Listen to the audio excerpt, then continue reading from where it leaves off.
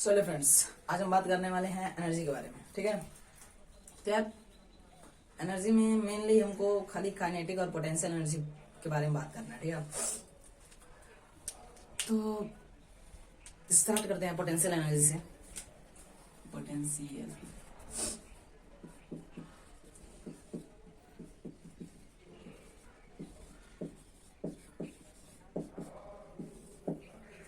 Potential energy. और देखो potential energy होता क्या, इसके डेफिनेशन से थोड़ा रिकॉग्नाइज करने की कोशिश करना। ठीक है, देखो क्या कि energy possessed by a body by virtue of its configuration and position. Potential energy में दो चीज मैटर करता है मेनली, क्या बॉडी का कॉन्फ़िगरेशन क्या है या उसकी पोजीशन क्या है। मतलब पोटेंशियल एनर्जी, पहली बात कॉन्फ़िगरेशन, ठीक है। दूसरी बात जो है वो है तुम्हारा बॉडी का पोजीशन। पोटेंशियल का definition, energy possessed by a body by virtue of its configuration और पोजीशन। एक एक करके इन दोनों को समझते हैं, इन दोनों टर्म को। एक्चुअल में ये है क्या, कॉन्फ़िगरेशन या पोजीशन। ठीक है, देखो बात करते हैं पहले कॉन्फ़िगरेशन की, कि बॉडी का शेप चेंज होने से उसमें पोटेंशियल एनर्जी एक्चुअल में होता कैसे है। ठीक है, तो एग्जांपल लेते हैं एक स्प्रिंग की। समझिए कोई स्प्रिंग है, ठीक है, ये स्प्रिंग है, इस पे तुम फोर्स लगाए F से, और ये स्प्रिंग क्या हुआ, ये थोड़ा सा अंदर चला गया। मीन्स इनिशियल पोजीशन से ये कुछ x डिस्टेंस क्या हुआ, पीछे है। फोर्स उसमें कितना लगा रहे हो, F। अगर फोर्स लगाया बॉडी में कुछ डिस्प्लेसमेंट हुआ, फोर्स लगाया बॉडी में क्या हुआ, कुछ डिस्प्लेसमेंट हुआ। अब पढ़े क्या है, फोर्स लगाते हैं और जब बॉडी में डिस्प्लेसमेंट भी होता है तो उस समय क्या होता है, वर्क होता है ना। अब तुम ये सोचो कि वर्क तुम किए हो तो कुछ एनर्जी अपना लूज किया हो ना भाई। तुमने इसमें फोर्स लगाया, बॉडी में डिस्प्लेसमेंट हुआ, मतलब तुमने कुछ वर्क किया है। जो तुमने वर्क किया है, जो तुमने अपनी एनर्जी लूज की है, एक्चुअली में वो गया क्या, वही एनर्जी इस स्प्रिंग में पोटेंशियल एनर्जी की तरह स्टोर हो जाता है। ठीक है, तुमने वर्क इसमें किया, आपने एनर्जी दी, और वही एनर्जी इस स्प्रिंग में, इस कंप्रेस्ड स्प्रिंग में क्या हुई है, स्टोर हुई है। तो यहाँ पे क्या हुआ है, इसका शेप चेंज हुआ है, कॉन्फ़िगरेशन चेंज हुआ है, इसकी वजह से क्या हुआ है, इसमें पोटेंशियल एनर्जी आया है। ठीक है, अब तुमको इस स्प्रिंग को या तो दबाओ या खींचो, ठीक है, दोनों ही केस में तुम वर्क कर रहे हो। तो यहाँ स्प्रिंग कंप्रेस हो या स्ट्रेच हो, दोनों केस में तुमने वर्क किया, यानी कि तुमने एनर्जी क्या हुई है, उस पर्टिकुलर सिस्टम को दी है। ठीक है, तो वो एनर्जी किसमें स्टोर हो जाएगा, पोटेंशियल एनर्जी के फॉर्म में स्टोर हो जाएगा। ये बात थी कॉन्फ़िगरेशन की। ठीक है, समझ में आना। मेनली कॉन्फ़िगरेशन क्या है कि शेप के चेंज होने से पोटेंशियल एनर्जी स्टोर हो जाता है। अब एक रबड़ ले लो, उसको तुम स्ट्रेच करोगे, ठीक है, स्ट्रेच करोगे तो तुमने कुछ वर्क किया, कुछ फोर्स लगाया, कुछ डिस्प्लेसमेंट हुआ, तो जो तुम्हारी एनर्जी लूज की हो, ठीक है, वो क्या होगा, वो इस स्ट्रेच रबड़ में स्टोर हो जाएगा in the form of potential energy. तो कॉन्फ़िगरेशन की बात समझ में आ गई। अब बात करते हैं पोजीशन की। यार तो कॉन्फ़िगरेशन की बात हो चुकी है, ठीक है। अब बात करते हैं पोजीशन से।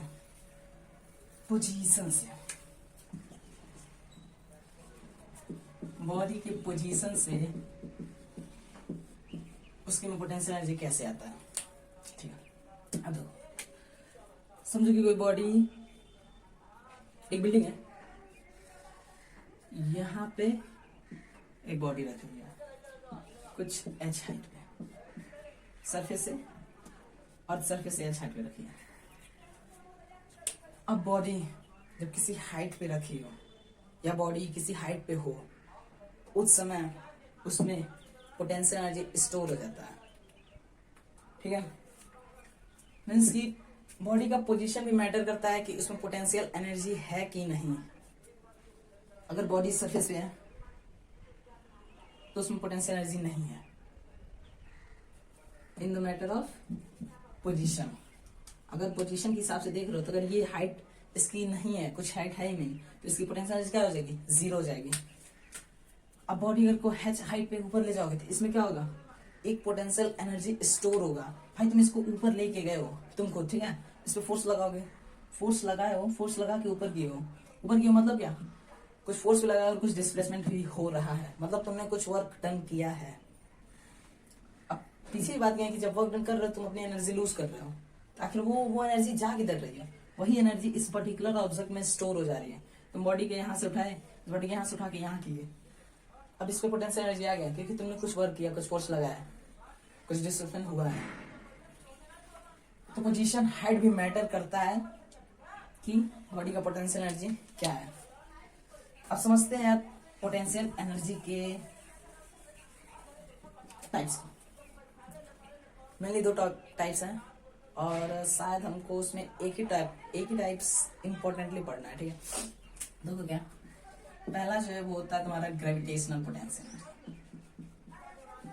ग्रेविटेशनल पोटेंशियल एनर्जी, और जो दूसरा है वो क्या है, इलास्टिक पोटेंशियल एनर्जी। ये दोनों टाइप्स हैं, इन दोनों को तुम अभी जस्ट पढ़े हो। देखो कैसे, ग्रेविटेशनल पोटेंशियल एनर्जी, बॉडी का है और सरफेस से कुछ हाइट पे है, ठीक है, तो इस पर्टिकुलर ऑब्जेक्ट में पोटेंशियल एनर्जी कौन सी है, ग्रेविटेशनल पोटेंशियल एनर्जी, क्योंकि ये कुछ हाइट पे है। ग्रेविटेशनल पोटेंशियल एनर्जी का डेफिनेशन ही होता है कि the work means the energy is used during the work done to take any body at h from the earth surface. इसी भाषा में यही कहें कि तुम किसी बॉडी को अर्थ सरफेस से किसी हाइट पे लेके जा रहे हो, उस समय जो वर्क डन कर रहे हो, उस पर्टिकुलर वर्क डन की एनर्जी ग्रेविटेशनल पोटेंशियल एनर्जी की तरह काम करने लगती है। मतलब यहाँ पे कह सकते हो तुम, इसको यूज करोगे, gravitational potential energy is equal to work done in carrying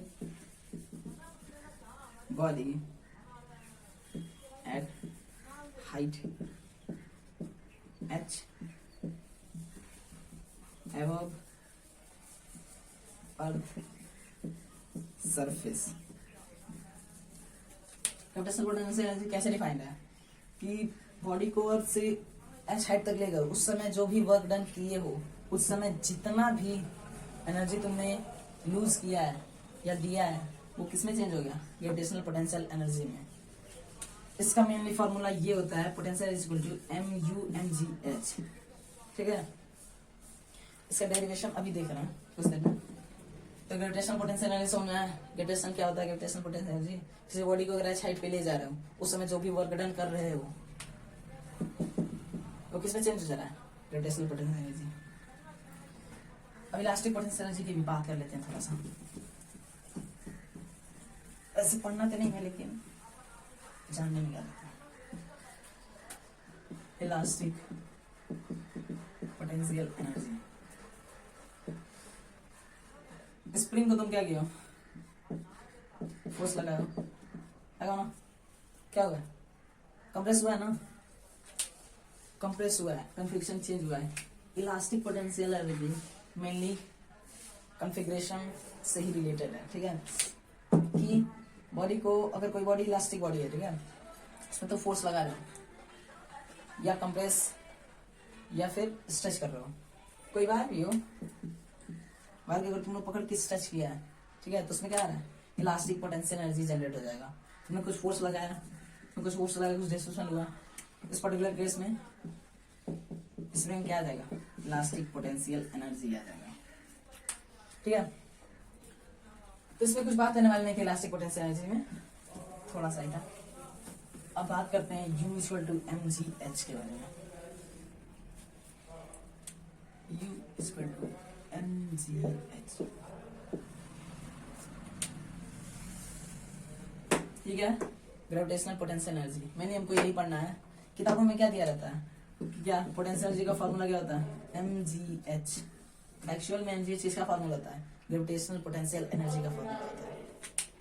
ठीक है, अब इसका डेरिवेशन करते हैं। समझो कोई बॉडी एम है, इसको तुमने फोर्स लगाया और कुछ एच हाइट पे पहुंचा दिया इसको। कितना हाइट? एच हाइट पे। अब हमने क्या पढ़ा है? Gravitational potential energy is equal to work done in carrying a body at height h from earth surface। तो वर्क डन का फॉर्मूला क्या होता है? Force into displacement. नीचे से फोर्स लगा है, बॉडी का कुछ डिस्प्लेसमेंट हुआ h हाइट तक। अभी बताओ तुमको कितना फोर्स लगाना पड़ेगा किसी बॉडी को ऊपर करने में? भाई मैं इसको उठा रहा हूँ, कितना फोर्स लगा रहा हूँ? इसके वेट के ही जितना ना मुझको फोर्स लगाना पड़ेगा। इस बॉडी का अगर मास m है, ठीक है, मुझको फोर्स कितना लगाना पड़ेगा? ये mg से नीचे फोर्स लगाएगा और मुझको सेम टू सेम फोर्स ऊपर लगाना पड़ेगा ताकि इसको ऊपर ले जा सके। ठीक है, तो यहाँ पे फोर्स क्या हो जाएगा? m इंटू जी हो जाएगा। और इसमें क्या है? h है। ग्रेविटेशनल पोटेंशियल एनर्जी को u से डिनोट करते हैं, u equal to mgh। Simple सा डेरिवेशन है, खाली ये चीज माइंड में रखो क्या कि gravitational potential energy is equal to work done in carrying a body at height h from earth surface। u equal to mgh का डेरिवेशन था छोटा सा, समझा? चलो अब से कंफ्यूज मत होना कि ग्रेविटेशनल पोटेंशियल एनर्जी किताबों में लगभग सीधा पूछ देगा बॉडी अगर h हाइट पे है तो उसकी पोटेंशियल एनर्जी कितनी है, तो ये उसमें नहीं लिखेगा कि ग्रेविटेशनल पोटेंशियल एनर्जी बताओ, डायरेक्ट पूछेगा पोटेंशियल एनर्जी बताओ। तो तुमको देखना है कौन सा पोटेंशियल एनर्जी है, बॉडी का h हाइट तक ले गया है मतलब क्या? उसमें ग्रेविटेशनल पोटेंशियल ही एनर्जी ही स्टोर होगा। तो मेनली पोटेंशियल एनर्जी का फॉर्मूला यही होता है। ठीक है, चलो आगे बढ़ते हैं।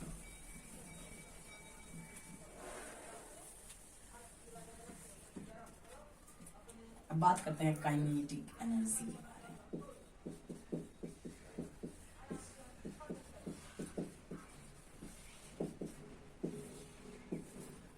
काइनेटिक एनर्जी, किसी बॉडी में काइनेटिक एनर्जी कब रहेगा? दो चीज नोट करो। पहली बात, उस बॉडी का कुछ मास होना चाहिए और बॉडी की कुछ वेलोसिटी होना चाहिए। जैसे अगर किसी बॉडी में उसका मास है और कुछ वेलोसिटी है, मींस डेफिनेटली उसके पास कोई काइनेटिक एनर्जी है।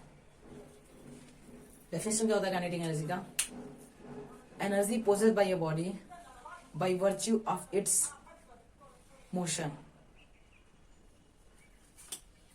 Energy possessed by a body by virtue of its motion। अगर बॉडी है v वेलोसिटी से आगे बढ़ रही है, कहीं भी जा रही है, मास m है, इसकी kinetic energy given by half mv square. ये काइनेटिक एनर्जी का फॉर्मूला है। और काइनेटिक एनर्जी एक्चुअल में समझ रहे ना क्या है कि अगर बॉडी में कुछ मास है और इसकी कुछ वेलोसिटी है, तो इस केस में डेफिनेटली उसके पास कोई काइनेटिक एनर्जी होगी। दो चीज खाली इसमें जान लो क्या, बॉडी का मास है और कुछ वेलोसिटी से मूव कर रहा है, उसके पास क्या है? काइनेटिक एनर्जी है। अब इसका डेरिवेशन भी है, लेकिन इसको डिराइव करने के लिए इक्वेशन ऑफ मोशन का यूज करना पड़ेगा और शायद वो आईसीएससी के सिलेबस में नहीं है शायद। तो यार इसका डेरिवेशन अभी के लिए रोकते हैं, ठीक है? अगर देखते हैं सिलेबस, इसके ऊपर छोटा सा वीडियो बना देंगे काइनेटिक एनर्जी के ऊपर, इसका डेरिवेशन। तो काइनेटिक एनर्जी होना है ना, छोटी सी बात क्या, energy possessed by body by virtue of it's motion. ठीक है, और यार एक क्वेश्चन होता है क्या कि बोलता है कि रिलेशन बताओ किसके किसके बीच में, लीनियर मोमेंटम और काइनेटिक एनर्जी। बोलता है derive the relation between linear momentum and kinetic energy. ठीक है, तो लीनियर मोमेंटम होता क्या है? पी से डिनोट करते हैं इसको। इसका फॉर्मूला होता है मास इनटू वेलोसिटी। काइनेटिक का फॉर्मूला क्या होता है? Half m v square. देख रहे हो यार, यहाँ पे एम बी ये भी है, एम बी स्क्वायर ये भी है, तो रिलेशन तो फाइंड कर सकते हो। चलो देखते हैं रिलेशन। लीनियर मोमेंटम क्या है? M into v. तो यहां से तुम वी को क्या लिख सकते हो? P upon n. ये क्या है? लीनियर मोमेंटम है। ये क्या है? मास है। ये क्या है? वेलोसिटी। इसको कौन जानते हैं? काइनेटिक एनर्जी का फॉर्मूला क्या होता है? Half m v square. P की वैल्यू डायरेक्ट पुट कर दो, हो गया half m into p upon m का होल स्क्वायर।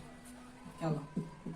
हाफ, और ये तुम्हारा शायद m into p square upon m square. यहाँ से ये कैंसिल बचेगा तुम्हारे पास। Kinetic energy is equal to half p square upon M.